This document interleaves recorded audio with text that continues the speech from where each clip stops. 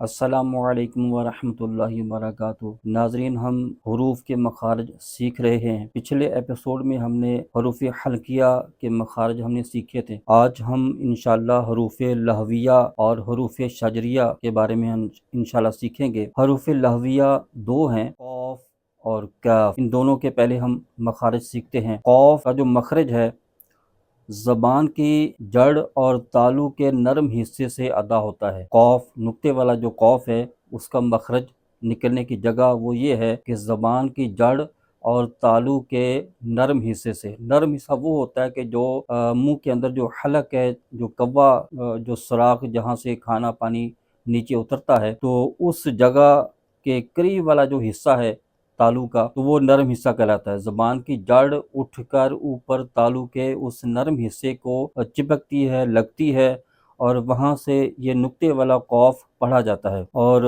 یہ حروف مستعلیہ کا بھی حرف ہے، تو اس کو پر یعنی موٹا کر کے پڑھا جاتا ہے۔ تو حروف مستعلیہ کیا ہے یہ انشاءاللہ آگے چل کر سیکھیں گے۔ تو ابھی ہم اس کی مشق کرتے ہیں نقطے والے قاف کی۔ تو میرے ساتھ پڑھیے: قاف، قاف، قاف۔ اور حروف لہویہ کا دوسرا حرف ہے کاف، باریک ڈنڈے والا کاف۔ تو اس کا جو مخرج ہے وہ یہ ہے کہ زبان کی جڑ اور تالو کے سخت حصے سے ادا ہوتا ہے۔ سخت حصہ وہ کہ جہاں سے پہلے ہم نے قاف پڑھا تھا، نقطے والا، زبان کی جڑ اور تالو کے نرم حصے، اس نرم حصے سے تھوڑا سا اوپر آئیں گے تو سخت حصہ کہلاتا ہے۔ تو لہٰذا زبان کی جڑ اٹھ کر تالو کے اس سخت حصے کو ٹچ کرتی ہے، اور وہاں سے یہ باریک ڈنڈے والا جو کاف ہے وہ پڑھا جاتا ہے۔ تو آئیے اس کو بھی دہراتے ہیں: کاف، کاف، کاف۔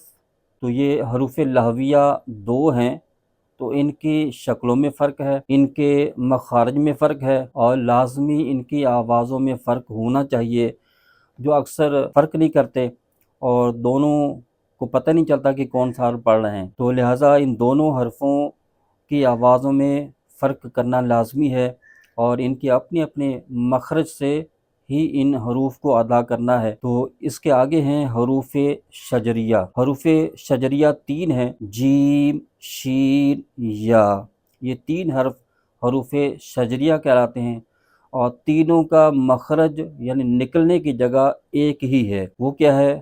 زبان کے درمیان اور تالو کے درمیان سے ادا ہوتے ہیں۔ زبان کا جو درمیانی حصہ ہے وہ اٹھ کر اوپر تالو کے درمیانی حصے کو ٹچ کرتا ہے، لگتا ہے، تو وہاں سے یہ تینوں حرف ادا ہوتے ہیں۔ چلے آئیے وہ میرے ساتھ دہرائیے: جیم، شین، یا، جیم، شین، یا، جیم، شین، یا۔ تو ان تینوں حروف کے جو مخارج ہیں وہ مخرج ایک ہی ہے، تینوں ایک ہی جگہ سے ادا ہوتے ہیں۔ تو مخرج یہ ہے کہ زبان کے درمیان اور تالو کے درمیان سے یہ ادا ہوتے ہیں۔ تو اس سے اگلا جو مخرج ہے وہ حرف حافیہ۔ حرف حافیہ یہ ایک ہی حرف ہے، ضاد۔ اس کا مخرج یہ ہے کہ زبان کی کروٹ اور اوپر کی داڑھوں کی جڑ سے ادا ہوتا ہے۔ تو زبان کی جو کروٹ ہے، سائیڈ ہے، وہ اٹھ کر اوپر کی جو داڑھیں ہیں ان کی جڑ کو یہ لگتی ہے، تو وہاں سے یہ حرف ادا ہوتا ہے۔ تو آئیے اس کو دہراتے ہیں: ضاد، ضاد، ضاد۔ تو 100 بعض لوگ ضاد پڑھ جاتے ہیں، ضاد پڑھنا غلط ہے۔ تو درست اس کا مخرج یہی ہے کہ زبان کی کروٹ اور اوپر کی داڑھوں کی جڑ سے یہ ادا ہوتا ہے۔ تو اس کو یوں پڑھیں گے: ضاد۔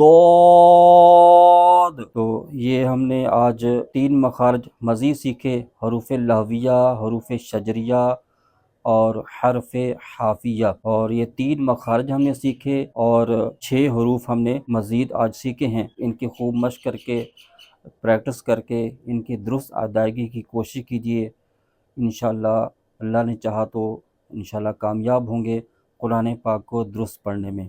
اللہ پاک ہمیں درست قرآن پاک پڑھنے کی توفیق عطا فرمائے، آمین، بجاہ نبی الامین وصلی اللہ تعالی علیہ وسلم۔